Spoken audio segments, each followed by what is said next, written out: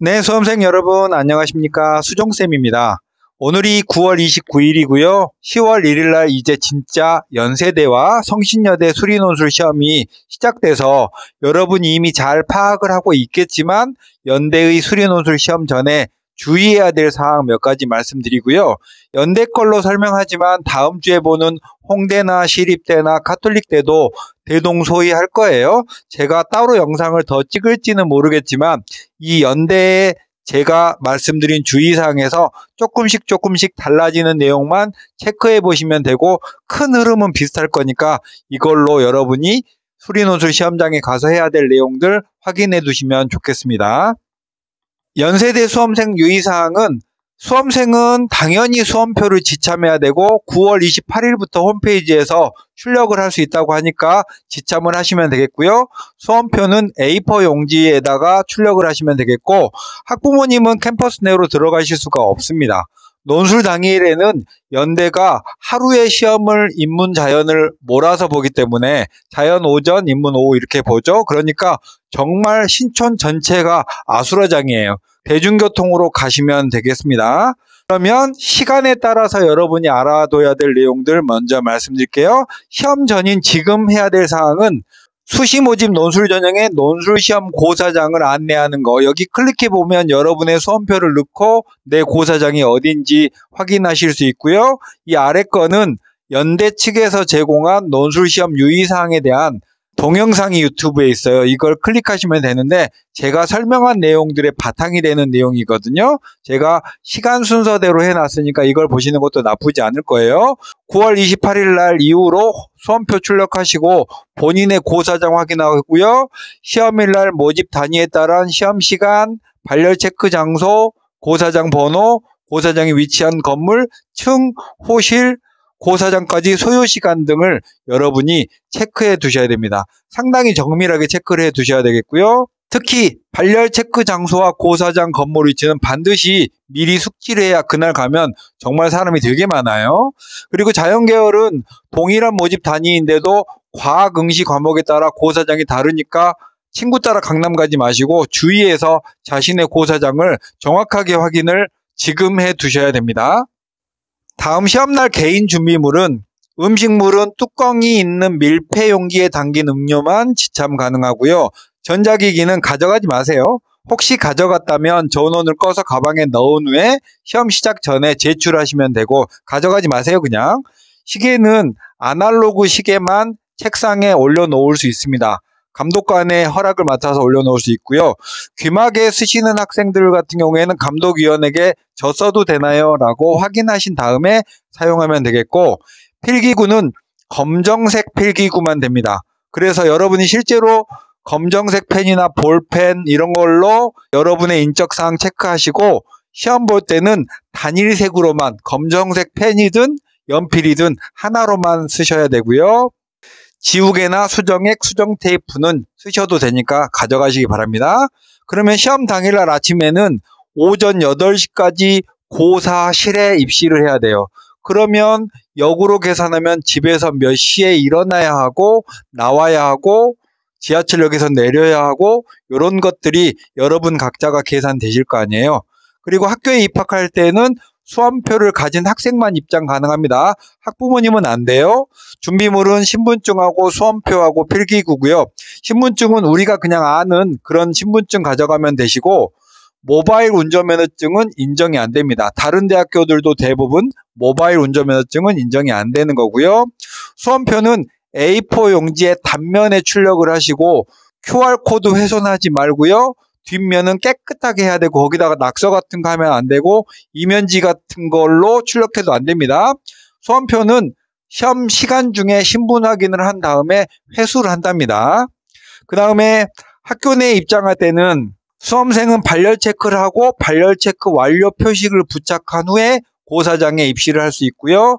캠퍼스 곳곳에 안내하는 사람이 있으니까 위치 같은 거 모르겠으면 물어보시면 되겠고 고사장 건물에 입장하면 수험생 유의사항을 받아서 실내에 입장을 하시면 되겠고 혹시 발열 체크 과정에서 코로나 주요 증상인 열이 난다든가 이런 게 확인되면은 다시 한번 발열 체크를 하고 그래도 유증상이 의심되면 별도의 시험장에서 시험을 보니까 놀라지 마시고 그냥 감독관의 지시대로 따라가면 되겠습니다. 고사장에 입장을 하면 지정좌석제가 아니에요. 그러니까 감독위원회 안내에 따라서 수험생 앉을 수 있는 자리 표식이 있는데 착석을 하시면 되겠고, 상황에 따라서는 다른 고사장을 안내받을 수도 있으니까 그런가 보다라고 잘 따라가시면 되겠습니다. 고사장에 입실을 한 후에는 항상 마스크를 바르게 착용하시고요. 이거 불응하면 부정행위로 간주됩니다. 그리고 시험이 시작된 다음에 감독위원이 수험생 본인 여부를 확인하기 위해서 마스크 벗어주세요 하면 마스크 잠시 벗어서 확인해 주시면 되겠고, 수험표와 신분증을 함께 제시하면 됩니다.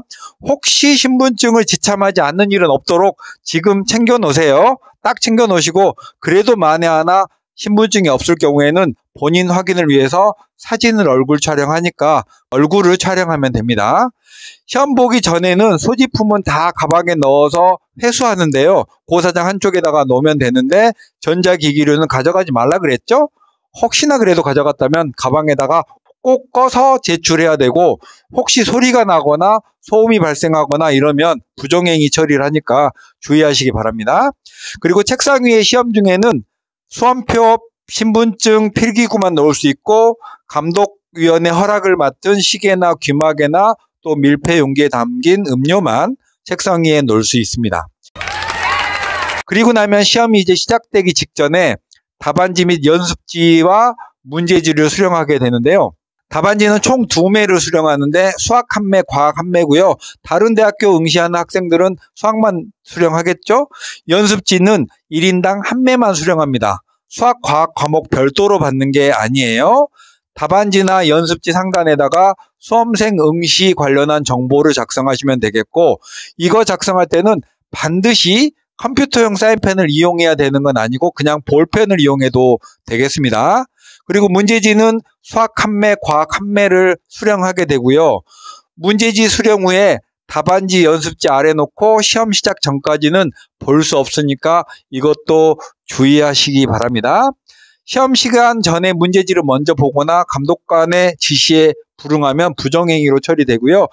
답안지 샘플은 이렇게 빨간색, 핑크색인가요? 이 핑크색 바탕으로 이루어져 있고요.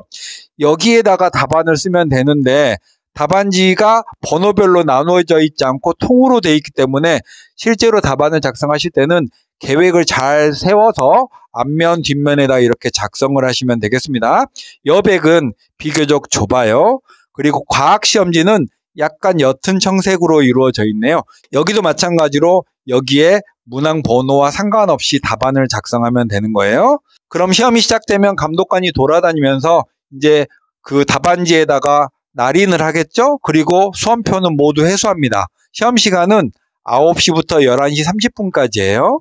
그리고 시험 중에는 이제 유의사항은 답안지는 전산 처리되니까 뭐 접거나 끄적끄적 낙서하거나 특히 작성 영역을 벗어나면 절대 안 됩니다. 아무것도 그 테두리 밖으로 벗어나면 바로 아웃되는 거예요. 여러분의 답안지 채점 안 합니다. 수학 답안지 1매, 과학 답안지 1매만 작성하고요. 추가로 더 주세요 해서 추가로 쓸 수가 없으니까 미리 제한된 용지 내에 잘 쓸 수 있도록 계획을 세워야 하고요. 답안지를 완전히 교체할 때는 시험 종료 30분 전까지만 가능하고, 조금 잘못 쓴 거는 수정 테이프나 수정액을 활용해서 지우시면 되겠습니다. 너무 놀라지 마세요. 그리고 자연계열은 반드시 답안 작성할 때 문항 번호를 문제에 제시되어 있는 번호 그대로 해서 표기를 해야지만 채점관이 그 답안을 확인할 수 있고요. 단 문항 순서대로 답안을 작성하지 않아도 무방하지만 웬만하면 순서대로 하세요. 그리고 답안 작성 시에 필기구 사용은 반드시 단일 종류, 볼펜으로 시작했으면 모든 내용을 볼펜으로만, 연필로 했으면 모든 내용을 연필로만 쭉 써야 되지, 연필로 썼다가 중간에 볼펜으로 바꿨다가 이렇게 하면 결격 사유가 되고요. 지우개나 수정액이나 수정 테이프는 자유롭게 사용하셔도 됩니다. 답안 관련한 결격 사유는 답안지 본문에다가 여러분 자신을 알릴 수 있는 수험번호, 본인, 그러니까 답안 이외에 이상한 내용을 기재하면 안 된다는 뜻이겠죠. 답안과 무관한 기호, 하트 같은 거, 문제와 전혀 관계없는 내용, 열심히 하겠습니다, 이런 내용 기재하지 마시라는 거고, 필기구 혼용 안 된다고 했고요. 수학과 과학 답안지를 서로 바꿔 쓰는 경우도 당연히 안 되겠죠. 그리고 원서 접수 시에 본인이 선택한 과학 과목이 아닌 원서 접수 시에 예를 들면 생명을 선택했는데 실제 시험에서는 물리로 응시를 하거나 이런 경우 안 된다는 거고, 연습지는 한 장만 양면을 사용 가능합니다. 그리고 제공된 연습지 이외에 본인이 지참한 종이나 수험표 등의 앞뒷면을 사용하면 안 되고 문제지에는 사용해도 괜찮아요. 다음에 고사장마다 벽시계가 있을 수도 있고 없을 수도 있고요. 또 시간도 조금씩 다를 수 있으니까 감독위원이 시간 안내를 해주면 그걸로, 고사장은 달라도 다 150분의 시간은 확보가 되고요. 감독위원이 총 4번에 걸쳐서 시험 종료 1시간 전, 30분 전, 10분 전, 5분 전 이렇게 잔여 시간을 안내하니까 그 시간을 들으시면 되겠고, 그 이외에 얼마나 남았는지 모르겠는데 시계도 없다 이러면 조용히 손을 들어서 감독위원에게 얼마 남았냐고 조용히 물어보실 수 있고요. 사전에 여러분이 아날로그 시계를 가져가서 책상 위에다 올려놓고 쓸 수 있으니까 그렇게 확인하시면 되겠네요. 시험 시작이 되면 종료 시까지는 퇴실할 수가 없습니다. 특별히 갑자기 아파지는 경우는 의료진이 확인을 한 뒤에 긴급하다라고 판단되면 시험 중에 퇴실할 수 있고요. 자, 이렇게 해서 2시간 만에 시험을 잘 보고 나시면 시험이 종료돼요. 그러면 이 시간을 마치고 나면 모든 수험생은 두 손을 무릎 위에 올리고 답안지, 문제지, 연습지가 회수될 때까지 대기했다가, 답안지, 문제지, 연습지는 가져가시면 안 되고요. 시험 종료 후에 답안지 작성은 당연히 안 되겠죠. 감독관의 지시에 잘 따라서 하시면 돼요.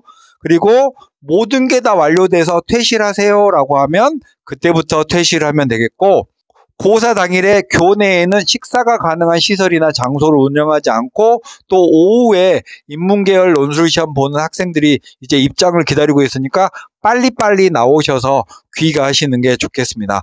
연대의 수리논술고사 당일의 주의사항을 말씀드렸는데 다른 대학교도 이거와 큰 흐름은 비슷하니까 당일날 당황하지 않게 시험 잘 보시고 돌아오길 바랍니다. 지금까지 수종쌤이었습니다. 안녕.